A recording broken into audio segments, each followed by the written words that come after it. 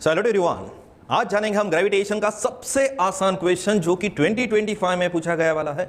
सबसे आसान है, ये ग्रेविटेशन का न्यूमेरिकल है। जो बच्चा 9th से बिलोंग करता है, 10th से बिलोंग करता है, फाउंडेशन से, वो इसको इजीली सॉल्व करके आएगा।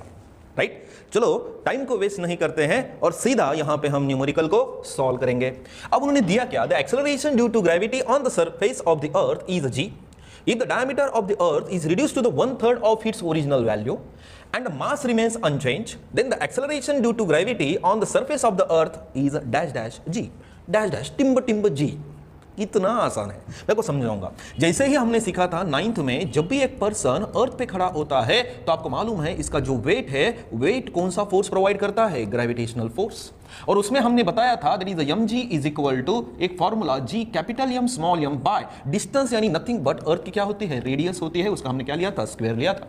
आपको पता है कि m कैंसिल हो जाएगा, यानी gravity on the surface of the earth कितना आएगा, that is g m by what, r square. Right, where r stands for what, radius. r क्या थी, रेडियस थी। राइट, सिंपल है।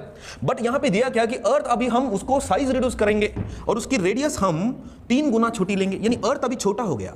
राइट, अब उसका जो रेडियस बनेगा वो r बाय क्या होगा, 3 होगा। यानी r डैश की value that is r by कितना होगी, 3 होगी। इतना उसको स्क्वीज कर दे रहे हैं हम, छोटा कर दे रहे हैं। राइट, बट मास उतना ही रहेगा, m dash must be equal to what, mass रहेगा। कितना आसान है, सिंपल है बेटा, जस्ट फोकस करो।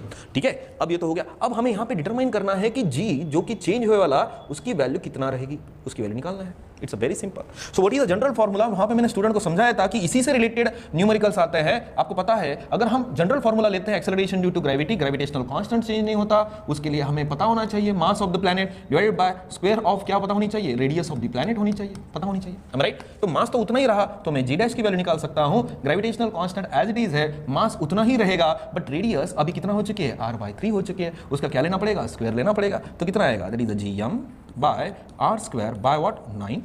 क्लियर, तो कितना सिंपल है। चलो फिर इसको सॉल्व करते हैं। That is d dash is equal to g m by r square. ये डिनोमिनेटर का टर्म इधर जाके मल्टीप्लिकेशन में जाएगा, बट ये आपको पता है g m by r square यानी क्या है, that is a gravity on the earth surface है। तो जितना अभी न्यू ग्रेविटी डेवलप हो चुकी होगी, that is 9 times of the what, 9 times of the original gravity, right, which is on the surface. Right, यानी as a distance decreases, definitely gravity क्या हो जाती है, इंक्रीज हो जाती है। राइट, सो कितना सिंपल है। तो हमारे लिए n की वैल्यू कितना होगी, 9 के बराबर होगी।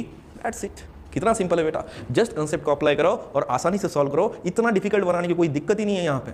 सो फिलहाल के लिए यही रुकते हैं, नेक्स्ट न्यूमेरिकल में नेक्स्ट कंसेप्ट के बारे में हम डिस्कस